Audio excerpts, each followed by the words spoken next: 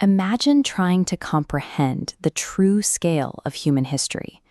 To do that, we have to strip away the present, erase the paved roads, pull down the concrete skylines, dissolve the national borders, and rip up the power grid until nothing is left but raw, untouched wilderness. Welcome to the world of 10,000 BCE. The humans walking the earth at this exact moment possess our exact brain capacity, fully developed spoken language, and deep social bonds. Yet, if you scanned the globe, you would not find a single permanent structure.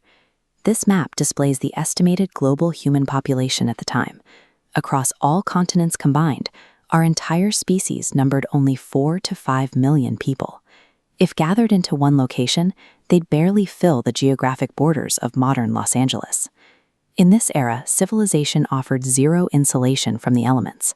The raw, unfiltered forces of the planet dictated every single aspect of daily human existence, and those planetary forces were violent. The Earth was shaking off the deep freeze of the Pleistocene epoch. Global temperatures were surging, forcing massive, miles-thick northern glaciers to rapidly melt and retreat. As these enormous ice sheets dissolved, they dumped trillions of gallons of fresh water directly into the oceans. Sea levels crept higher year by year, quietly drowning massive stretches of coastal plains and forcing wildlife to migrate inland. This diagram illustrates a severe geological casualty of those rising waters, the Bering Land Bridge. For thousands of years, this operated as a migratory highway between Asia and North America. By 10,000 BCE, swelling oceans swallowed it completely, severing the continents. Our ancestors were surviving on a volatile, actively shrinking map, forced to constantly outrun geological forces they couldn't control. Down on the ground, human social structure was highly intimate. People lived and traveled in tightly knit bands, usually maxing out at just 30 or 40 individuals. They operated on a strict, continuous commute. They moved camp constantly, their daily routes synchronized with the migration patterns of herds and the highly specific seasonal blooming of local plants. Sustaining this constant motion required a precise physical toolkit. These bands engineered specialized hunting and cutting implements from whatever stone, bone, and wood they could scavenge along their routes. They also utilized a critical tactical alliance. Early forms of domesticated dogs traveled alongside them, providing an invaluable alarm system against predators and acting as partners during hunts. Survival relied on an agile, intellectual mastery of reading the terrain and predicting where the local ecosystem was going to move next.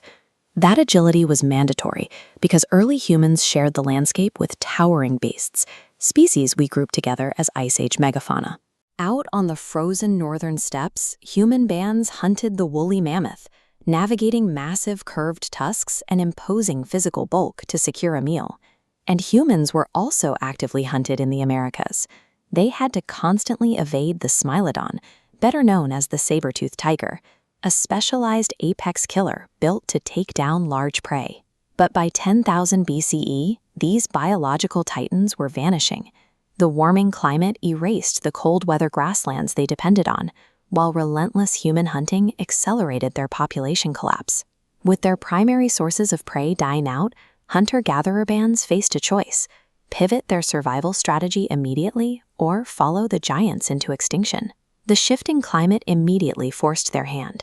As weather patterns grew steadily milder and wetter, those endless frosty plains were overtaken by the expansion of thick, dense woodlands. Hunting tactics changed. Instead of cornering massive herds in wide-open fields, bands learned to track smaller, faster prey, like deer and wild horses, navigating through heavy brush. The new terrain also required a massive upgrade in their foraging habits. Human bands had to memorize entirely new catalogs of wild fruits, roots, and edible plants hidden within the expanding forests. Homo sapiens survived the Ice Age mass extinction through behavioral flexibility. Our ancestors possessed the unique capacity to rapidly rewrite their own survival mechanics to fit the warmer, greener Holocene epoch. This deep, hard-earned knowledge of local botany concentrated in the Middle East, inside a lush geographic corridor known as the Fertile Crescent. Here, a few human bands stopped simply searching for wild grains.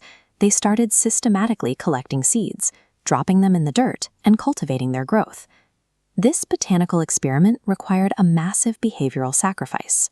To tend and protect those crops, these bands had to halt their nomadic commute and stay anchored in a single location for months at a time to wait for the harvest. That localized decision to stay put began the slow transition toward the agricultural revolution, a shift that eventually moved the entire species away from its nomadic roots. By halting their endless migration, these early humans generated the one resource required to build permanent settlements, a reliable, controllable surplus of food. That surplus would eventually fund the creation of the first cities, early kingdoms, and the invention of written history. Every towering skyscraper, paved road, and global network we rely on today rests entirely on the quiet, intelligent survival routines engineered by small bands of hunter-gatherers navigating a melting planet 12,000 years ago.